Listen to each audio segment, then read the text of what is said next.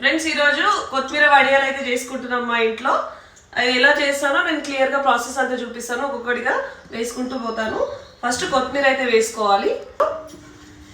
సగ్గుబియ్యం ఒక 2 పిడికెలు సగ్గుబియ్యం అయితే నిన్న నైటే నానబెట్టేసినాను. ఇప్పుడు వేసుకోవాలి. నానబెట్టిన సగ్గుబియ్యం వేసుకోవాలి. ఇవి పోహా అటుకులు అండి. తగినంత పోహా అటుకులు వేసుకోవాలి.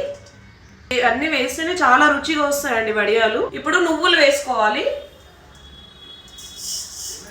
ఒక 2 పిడికెలు నువ్వులు, 2 టేబుల్ స్పూన్ ఉప్పు, ఇంత ముద్ద పచ్చిమిర్చి పేస్ట్ వేసుకోవాలి. మంచిగా మెత్తగా రుబ్బుకున్న పచ్చిమిర్చి పేస్ట్ వేసుకోవాలి.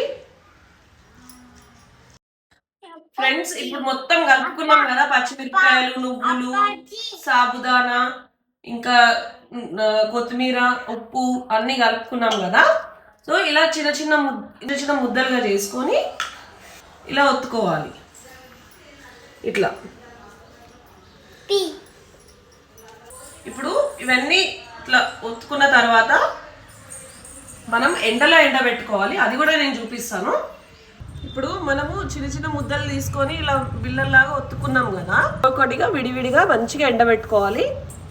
మనకి డస్ట్ ఎక్కువ వస్తుంది కాబట్టి మనం ఈ విధంగా క్లాత్ అనేది దీని మీద వేసేసుకుంటే డస్ట్ అనేది పోదన్నమాట. 3-4 రోజుల నుంచి కంటిన్యూగా ఎండబెట్టేసుకున్నాం. వడియాలు అయితే మంచిగా ఎండిపోయినాయి.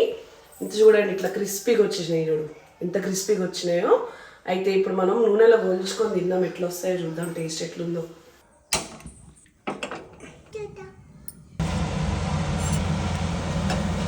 నూనెలో అయితే మంచిగా ఫ్రై చేసుకున్నాం కదా. ఇప్పుడు టేస్ట్ ఎట్లుందో చూద్దాం మనము.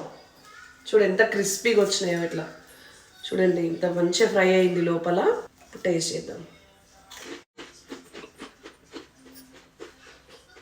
ఫ్రెండ్స్ మీరు కూడా డెఫినెట్గా ట్రై చేయండి ఈ వడియాల్ని. ఈ వీడియో కనుక నచ్చితే నా ఛానల్ని ఫాలో అయిపోండి. బాయ్.